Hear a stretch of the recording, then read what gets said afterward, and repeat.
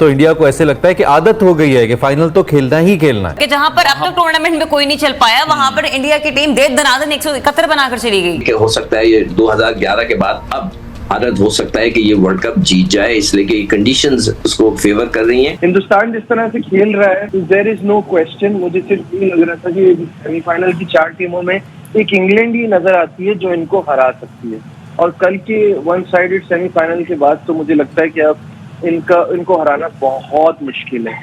भारतीय स्पिनर्स ने बिल्कुल एक तरह से कमर तोड़ के रख दी। उनकी टीमें अपनी मर्जी के होटलों में रहती हैं, उनकी टीमें अपनी मर्जी से ट्रैवल करती हैं। लेकिन जिस तरीके से बॉलिंग चेंजेस की कल रोहित शर्मा ने, बाबर आजम समेत जो दीगर कप्तान, नाकाम कप्तान है, उनको सीखना चाहिए। इंडिया के लोग इतने पावरफुल हैं कि वो पूरी वर्ल्ड क्रिकेट को डिक्टेट कर रहे हैं। तो क्या कहना है पाकिस्तानी मीडिया का, आइए वीडियो में देखते हैं। वंस अगेन भारत ने प्रूव किया कि they are the most professional side in this T20 world cup. अब तो इंडिया को ऐसे लगता है कि आदत हो गई है कि फाइनल तो खेलना ही खेलना है। भाई कमाल क्रिकेट खेली उनके कैप्टन ने, उनकी टीम ने, जितनी तारीफ की जाए कम है।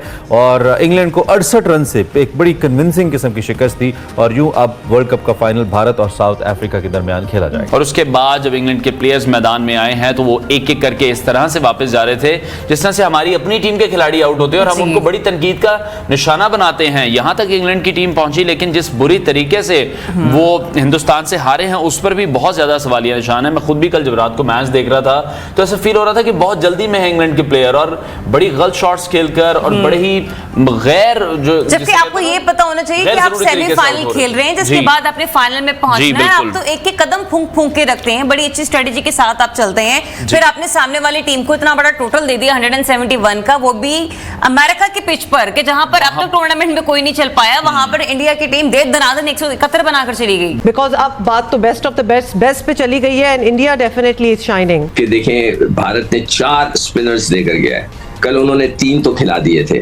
ठीक है। 3 में से 2 ने तो 3-3 आउट कर दिया, एक ने जो है आउट नहीं किया, मगर बॉलिंग उसने जडेजा ने जो है 3 ओवर कराया और 16 रन दिए, बाकी दोनों ने 3-3 आउट किए। तो उनका होमवर्क, उनका प्लानिंग, उनके जो सिलेक्टर्स हैं उनको फिर मैं यही कहूंगा कि होता है ना कि भाई फुल मार्क्स उनके सिलेक्टर्स को, उनके कप्तान को, कि उन्होंने जिस तरह की भी टीम सेलेक्ट की।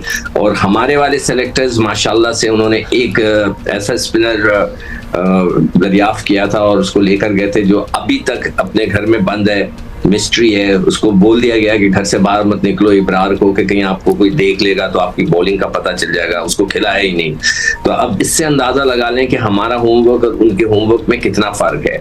तो इसलिए मैं फुल मार्क्स देता हूं, और मुझे लगता है कि मेरी छिटी हिस्स कह रही है कि हो सकता है ये 2011 के बाद अब आदत हो सकता है कि ये वर्ल्ड कप जीत जाए, इसलिए कि कंडीशंस उसको फेवर कर रही हैं। अक्षर पटेल और कुलदीप यादव का कल दिन था, लेकिन जिस तरीके से बॉलिंग चेंजेस की कल रोहित शर्मा ने, बाबर आजम समेत जो दीगर कप्तान, नाकाम कप्तान है, उनको सीखना चाहिए कि किस मौके पे किस तरह की बॉलिंग करानी चाहिए। विकेट को देखते हुए जब बॉल नीचे रह रहा है तो किस किस्म के बॉलर को लेके आना है ताकि वो आपको ब्रेक थ्रू दिलाए। और जितनी जबरदस्त बैटिंग लाइनअप जितना था इंग्लैंड का, और वो जैसे वो रेत की दीवार वाली मिसाल है, बिल्कुल कल वो सादिर आती थी, वो रेत की दीवार साबित हो रही थी। उसकी बुनियादी वजह बहुत अच्छी गेम स्ट्रैटेजी भी थी। और यहाँ पे बताना जरूरी है कि टॉस इंग्लैंड ने जीता था, लेकिन आप इंग्लैंड की हालत देख लें कि किस तरीके से वो कल बाहर हुए। हिंदुस्तान जिस तरह से खेल रहा है देयर इज नो क्वेश्चन। मुझे सिर्फ ये लग रहा था कि सेमीफाइनल की 4 टीमों में एक इंग्लैंड ही नजर आती है जो इनको हरा सकती है, और कल के वन साइडेड सेमीफाइनल के बाद तो मुझे लगता है कि अब इनको हराना बहुत मुश्किल है। ये आप ये देखें, अक्षर पटेल उनके पास थे, फिर जडेजा उनके पास थे, फिर कुलदीप यादव। इंग्लैंड उतरा पेसर्स के साथ, 4 पेसर्स के साथ। अक्षर पटेल ने बीच में आके ओवर ऐसे टाइम पे कराए हैं इस पूरे वर्ल्ड कप में, मुझे लगता है कि बहुत ही कमाल बॉलिंग की है। तो की है जिस तरह से माद वसीम को उन्होंने पाकिस्तान वाले मैच में परेशान किया था, और हर मैच में बीच में जहां इवन विद ऑस्ट्रेलिया जहां बहुत सारे रन की जरूरत है, ये आके 2-2, 3-3 रन देके बीच का ओवर भी निकाल जाते और कुछ क्रूशियल विकेट भी ले जाते हैं। कल इन्होंने जो 3 विकेटें ली हैं सिर्फ 23 रन देखे, जबकि देखिए कुलदीप ने भी 3 विकेटें ली हैं, 19 रन देखे। बट अक्षर पटेल ने मैच का पूरा टेम्पो ही चेंज किया। Yes exactly. भारत जो है उसने इंग्लैंड को पास नहीं आने दिया, बहुत वाइड मार्जिन से ये मैच जीता, और डिजर्वेडली ये मैच जीता, इसलिए कि दोनों टीम में बहुत फर्क है। भारतीय स्पिनर्स ने बिल्कुल एक तरह से कमर तोड़ के रख दी, मगर उससे पहले जो मेला सजाया वो रोहित शर्मा ने सजाया। क्या आला इनिंग्स खेली, एक मुश्किल पिच के ऊपर बहुत बड़ी बड़ी शॉट्स खेली उन्होंने, बहुत लाजवाब बैटिंग की। टाइम होता है उनके पास और जब चाहते हैं इम्पॉसिबल एंगल से वो बड़ी स्ट्रोक्स लगाते हैं। सूर्य कुमार यादव, जितना बड़ा मैच उतनी बड़ी परफॉर्मेंस, इतना ज्यादा इमेजिनेटिव मैंने T20 का बल्लेबाज नहीं देखा, क्योंकि जो एंगल्स वो बनाते हैं वो दुनिया में इस वक्त कोई नहीं बना सकता। पॉइंट के ऊपर छक्का, एक मुश्किल लेंथ के ऊपर और मुश्किल बॉल्स पे चौके छक्के लगाते हैं। इसी तरह से रोहित शर्मा एक स्टेटमेंट प्रोवाइड करते हैं अपनी टीम को, और जब कप्तान इस तरह से खेल रहा हो इतना बड़ा दिल हो जाता है टीम का। विराट कोहली के फेलियर के बावजूद भी दूसरे एंड पे बिल्कुल भी नहीं है थमे। क्या है इस टीम में खास बात के 160 करें, 170 करें, 140 करें, 120 करें, पाकिस्तान को 120 करना था। इनके पास सेल्फ कॉन्फिडेंस है, इनके पास बॉलिंग के रिसोर्सेज हैं, इनके पास कप्तान अच्छा है और एक टेम्परामेंट रॉक सॉलिड हो गया हुआ है जीत जीत के, कि हम किसी भी सिचुएशन से, किसी भी पोजीशन से जीत सकते हैं। और आज एक वाज़ेह एग्जांपल हमें इस चीज की देखिए, एक बहुत बड़े मैच में बहुत आसानी से ये मैच जीता। या एक तो इनकी टीम बड़ी अच्छी है, दूसरा क्या कंडीशंस भी आपको लगता है कि आईसीसी बाय डिजाइन कुछ ऐसी चीजें करता है जहां पर जरा इंडिया को सपोर्ट मिले?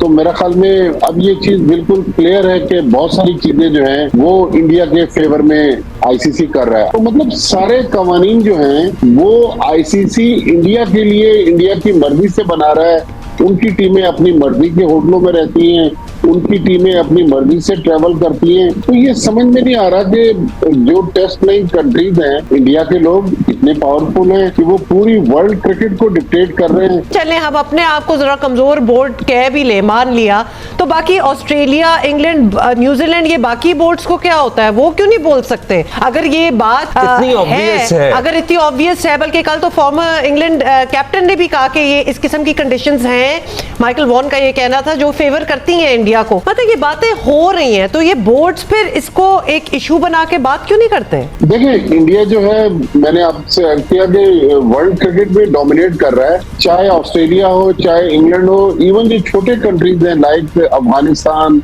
आयरलैंड, जिम्बाब्वे, वो भी इंडिया के नीचे लगे हुए हैं। कल अगर आपने मैच के दौरान एक फुटेज देखी हो कि बीसीसीआई के जो सेक्रेटरी है जय शाह, वो गयाना क्रिकेट एसोसिएशन के प्रेसिडेंट के साथ बैठे हुए थे, वो इंडियन ओरिजिन के मुस्लिम थे। तो ये कल वाली सेमीफाइनल की पिच भी इंडिया के फेवर के लिए बनाई गई। इंडिया के पास क्योंकि पैसा है, उसके बहुत ज्यादा इन्फ्लुएंस है, बहुत ज्यादा पैसे की वजह से, पैसा ही प्राइमरीली पैसा इतना इन्वॉल्व है, इतना बड़ा मुल्क है, इतनी बड़ी आबादी है। Teams in their wing as under their wing as well, क्योंकि अफगानिस्तान की आप बात करें तो Afghanistan has also been taken under the wing by the Indian cricket board basically. हालांकि अफगानिस्तान में क्रिकेट शुरू कराने वाले पाकिस्तानी क्रिकेटर्स थे, मतलब उनकी क्रिकेट टीम को बनाने वाले, इंट्रोड्यूस करने वाले। सो बाकी बोर्ड्स को प्रॉब्लम क्यों नहीं हो रही? चलिए वो छोटे बोर्ड्स जो इंडिया के इन्फ्लुएंस में, वो तो ठीक है, लेकिन इंग्लैंड कुछ बोल सकता है, ऑस्ट्रेलिया कुछ बोले। क्या ये टीम इंडिया ने बोली थी सेलेक्ट करो?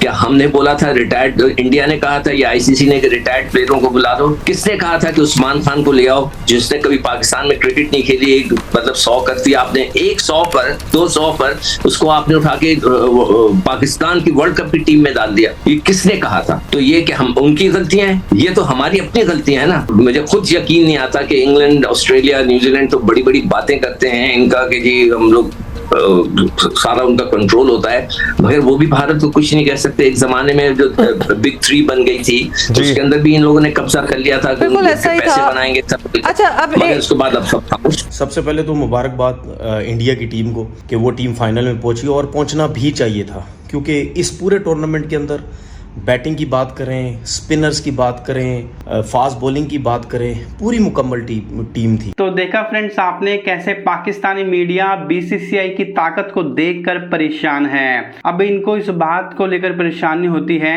कि बीसीसीआई के पास इतना पैसा है कि वो जो चाहे वो कर सकता है।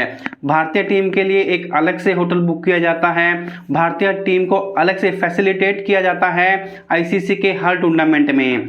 अब इनको इस बात से परेशानी है कि ये सब फैसिलिटी हमें प्रोवाइड क्यों नहीं करवाई जाती।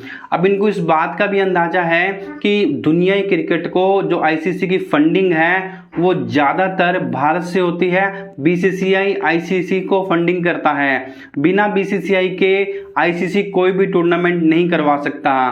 तो ये इन सब बातों का इनको अंदाजा है, लेकिन फिर भी ऐसी बातें करते हैं कि जिसको सुनकर हमें हंसी आती है।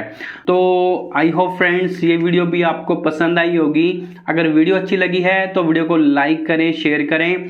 पाकिस्तानी मीडिया की ऐसे ही मज़ेदार वीडियोस आपके लिए मैं यहाँ पर लेकर आता रहता हूँ। उसके लिए चैनल को सब्सक्राइब कर लें, साथ ही साथ बेल आइकन को प्रेस करें। तो मिलते हैं आपसे नेक्स्ट वीडियो में, तब तक के लिए जय हिंद, वंदे मातरम।